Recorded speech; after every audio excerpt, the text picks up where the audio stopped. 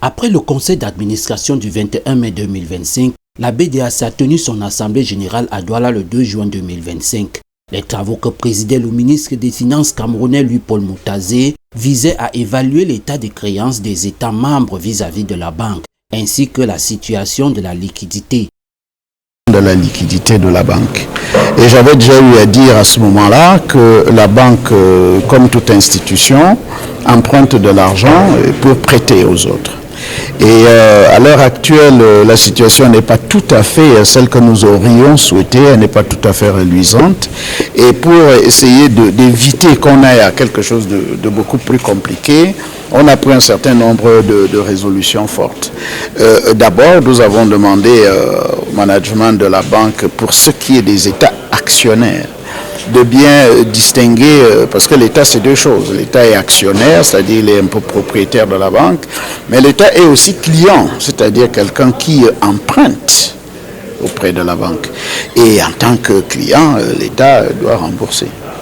Et nous avons demandé à Monsieur le Président de la BDAC d'y réfléchir, parce qu'il se fait il n'y a pas que la BDAC qui nous prête de l'argent. Nous avons la Banque mondiale, nous avons d'autres bailleurs de fonds. Et nous avons remarqué que généralement, nous sommes beaucoup plus prompts à remplir nos obligations vis-à-vis de ces institutions que vis-à-vis de la BDAC. Et cela n'est pas normal.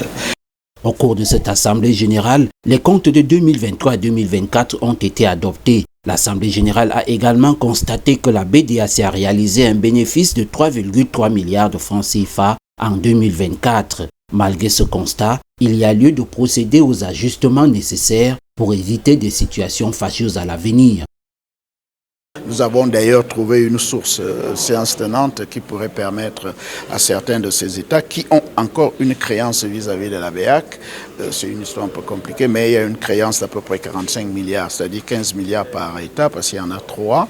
À partir de cette créance que la BEAC pourra leur verser, ils pourraient, ces États-là, utiliser cette somme ou une partie de cette somme pour verser à la BDAC. Un plan stratégique dit Azobé a été présenté et adopté dans l'optique de faire de la BDAC une institution moderne socle du développement durable des économies de l'Afrique centrale. Alors, ce plan Azobé, nous avons 3 orientations principales. La troisième, je commencerai par la fin avant d'arriver au début, parce que c'est celle qui porte une innovation, qui est la transformation et la modernisation de la banque. Alors, la deuxième orientation porte sur la diversification et la mobilisation accrue des ressources. Et le premier point, après la première orientation stratégique, c'est de continuer effectivement à financer les économies.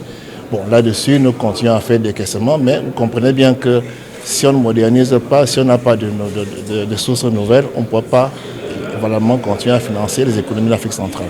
Donc, à mi-parcours, nous pensons que nous sommes plutôt bien partis. De la transformation de la BDAC en une institution moderne dépend son devenir en rapport avec ses ambitions de diversification et d'augmentation des capacités de mobilisation de ressources d'ici 2027.